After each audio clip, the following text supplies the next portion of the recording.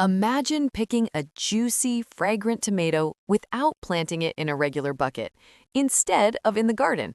It sounds incredible, but many gardeners grow excellent tomatoes in this way and often get even more fruit than in the ground. The secret lies in one simple thing: the right bucket and the right planting method. First, choose a bucket that is at least 20 liters. Tomatoes have strong roots and need enough space. Be sure to make a few holes in the bottom of the bucket because water must drain away so that the roots do not rot. Then, fill the bucket with good quality vegetable soil and add a little compost or natural fertilizer. This will give the plant strength for rapid growth. When planting tomato seedlings, there is a little trick that many people do not know. Plant it deeper than it was in the pot. Tomatoes can grow additional roots from the stem that is in the ground, so the plant will become stronger and more stable. Place the bucket in a sunny place because tomatoes love the sun. Water regularly, but don't overdo it.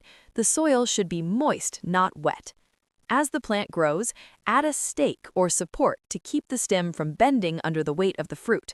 Another little trick is to occasionally remove the lower leaves that touch the ground, as this reduces the possibility of disease.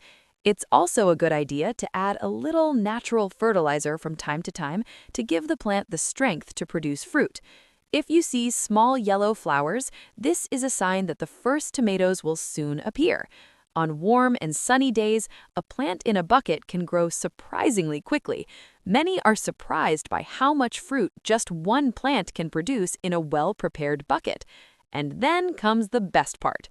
After a few weeks, the first green fruits will appear on the plant, which will slowly turn red, juicy, and full of flavor. All this from one ordinary bucket.